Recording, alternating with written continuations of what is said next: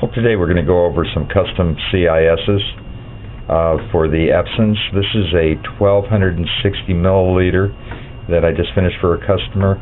This is a custom pigment 8 color with our new K4 Vivid Magenta.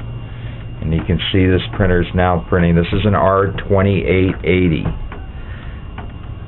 Beautiful pigment printer. Great colors. And if you notice one thing, there is no visible ink tube lines running outside. Now, how did I achieve that? What we did is we mounted the tubes inside the printer.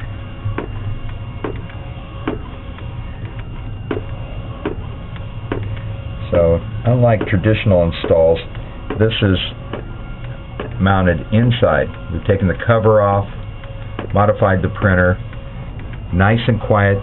The ink tubes don't hit anywhere on the carriage in the case, producing beautiful pigment images.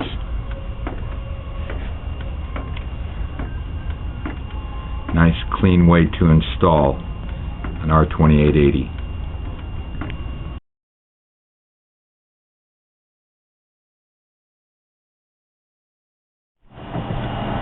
Okay, we're going to disassemble this unit. I've already removed the screws, so that the assembly is going to actually go pretty quick here.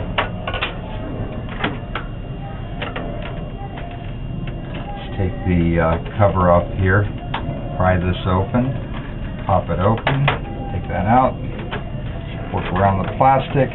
You'll see that there's two little connectors here right under. There we go.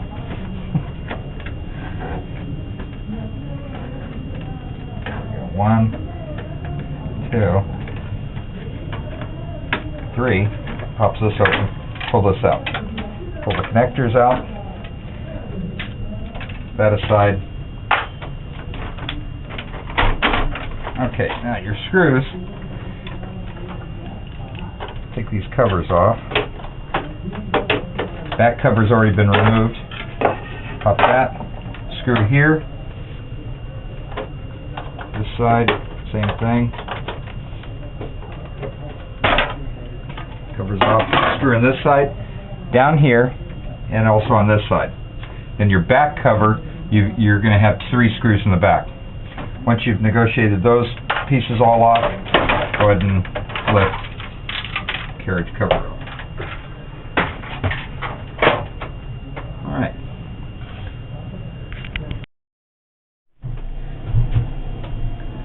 Okay, what's going to make this unique is we're going to put the ink tubes inside the printer. So I've already attached the retaining clips. This has a nice little retaining clip right here, which will hold it in place. Just feed the ink tubes through it here. Open up that. Position this. Set your cartridges in.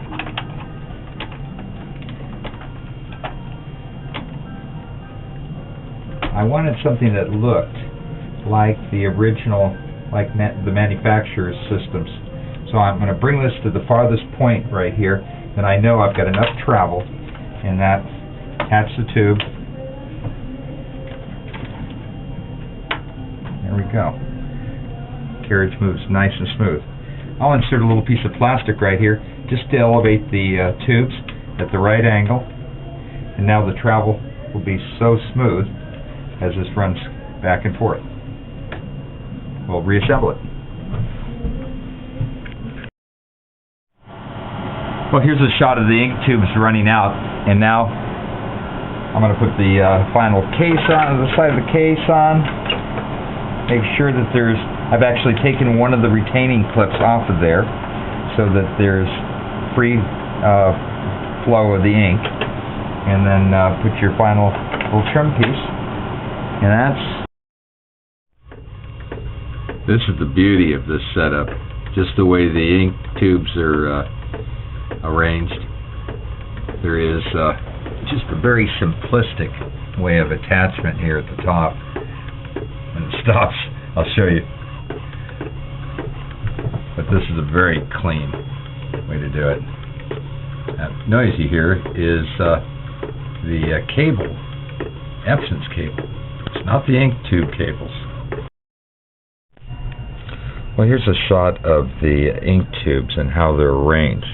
The idea is to get the tube straight up and down here, so when it travels, it keeps it nice and flat.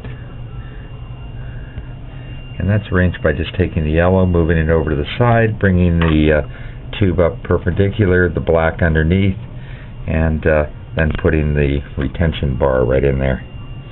And that holds your tube perfectly in line, so it will not touch the case.